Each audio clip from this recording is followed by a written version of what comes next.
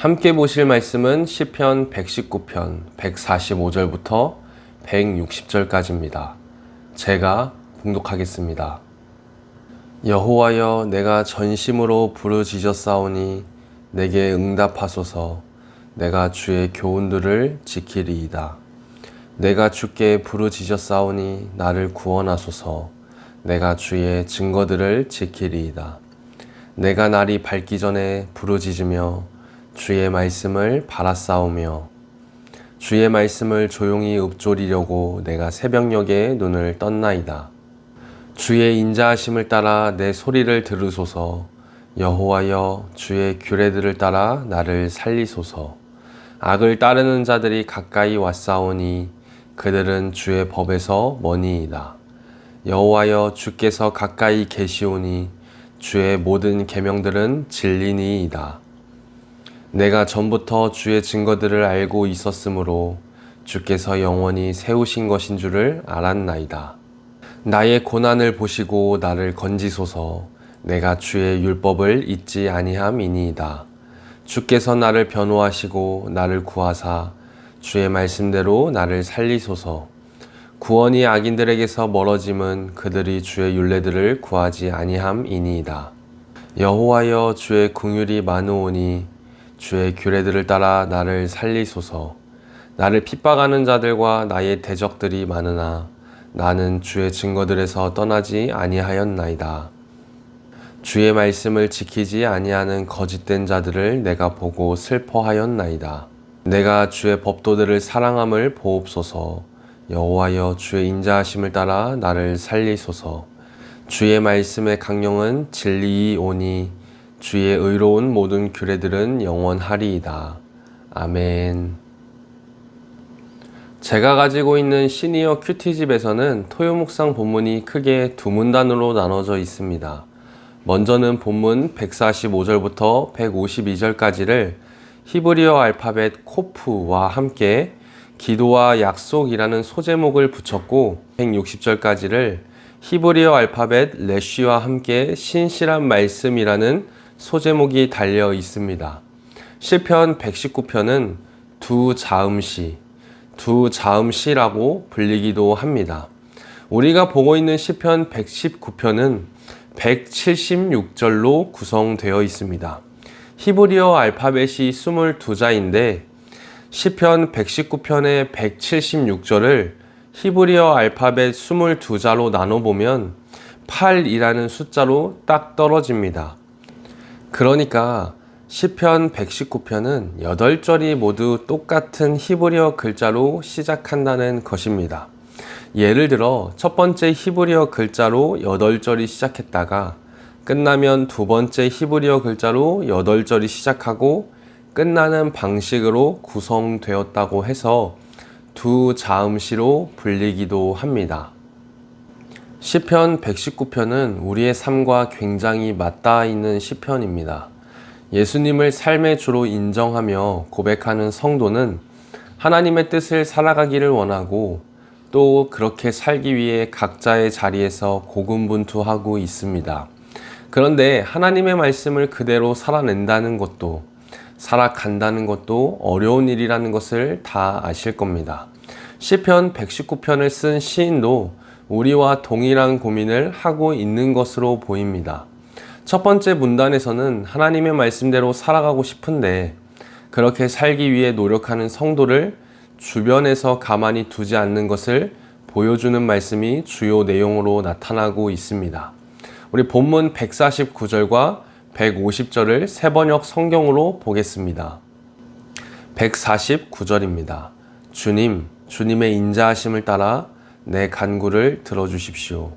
주님, 주님의 규례를 따라 나를 살려주십시오. 150절입니다.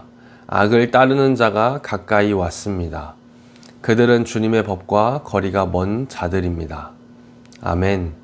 시편 119편의 시인이 하나님의 말씀대로 살려고 아등바등하는 모습이 본문 145절부터 149절까지 여실히 보여지고 있습니다. 그러니까 우리가 신앙을 갖고 세상을 살아갈 때 나오는 탄식과 하나님께 도움을 구하는 기도는 현재의 성도들만 갖고 있는 것이 아니라는 것을 시편 119편의 첫 번째 문단이 잘 보여주고 있습니다. 두 번째 문단에서는 하나님께 도움을 구하는 이유를 설명해 주고 있습니다. 그것은 삶을 살다가 보면 필연적으로 만나게 되는 고난이 될 수도 있고 원수가 될 수 있다고 말합니다. 성도가 처해 있는 상황의 앞뒤를 보면 막막할 때가 있는데 그때 우리가 할 수 있는 것은 하늘을 보며 푸념하듯이 하나님께 기도하는 것 뿐일 것입니다. 시편 119편의 시인도 크게 다르지 않았다는 것을 보실 수 있으실 겁니다.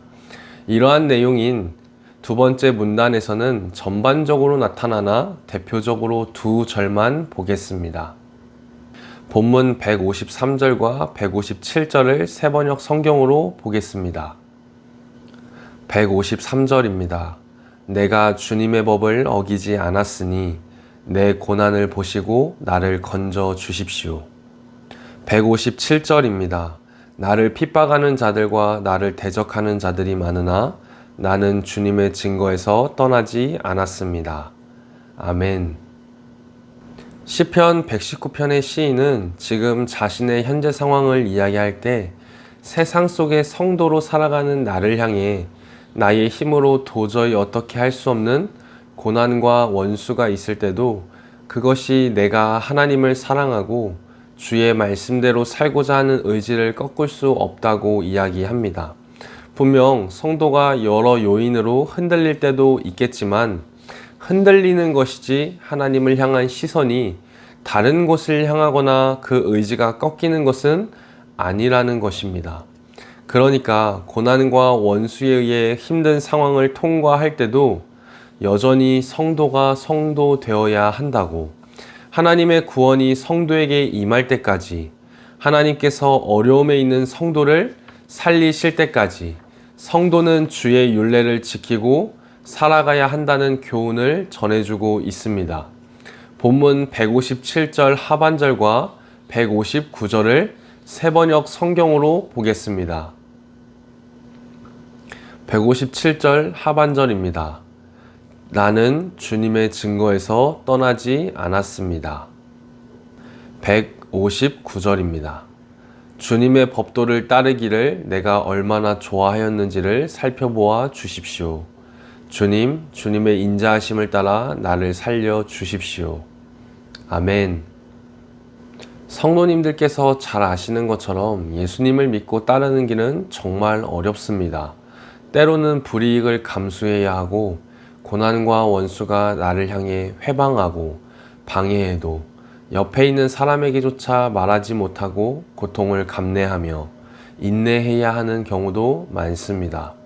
시편 119편은 어쩌면 단순하게 보면 하나님께 구원해달라는 탄식과 요청 정도로 볼 수 있지만 이것을 세부적으로 보면 내 힘으로 어떻게 할 수 없는 상황은 하나님께 탄식하여 하나님의 주권적인 구원에 맡기고 성도는 성도로서의 삶을 살아가야 한다는 메시지를 전하고 있는 것으로도 볼 수 있을 것입니다. 본문 145절과 146절입니다. 145절입니다. 온 마음을 다하여 부르짖으니 주님 나에게 응답하여 주십시오. 내가 주님의 율례들을 굳게 지키겠습니다. 146절입니다. 내가 주님을 불렀으니 나를 구원하여 주십시오. 내가 주님의 증거를 지키겠습니다. 아멘. 바라는 것은 이번 주도 성도로 살아간다는 것이 굉장히 어렵지만 그럼에도 영원한 주의 율례와 계명의 길로만 한결같이 걸어가며 하나님의 긍휼하심과 인자하심이 충만한 삶을 살아가는 모든 성도님이 되시길 주님의 이름으로 축복합니다. 하나님, 우리의 삶에 좋을 때도 있고 슬플 때도 있고 때로는 고통스러울 때도 있습니다. 그러나 성도의 인생을 하나님께서 친히 주관하시고 선한 섭리 가운데 인도하신다는 것을 믿습니다.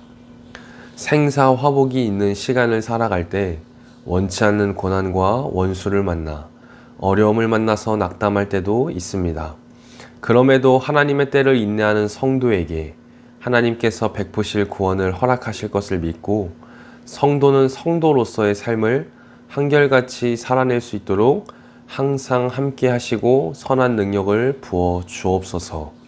감사드리며 예수님의 이름으로 기도드립니다. 아멘.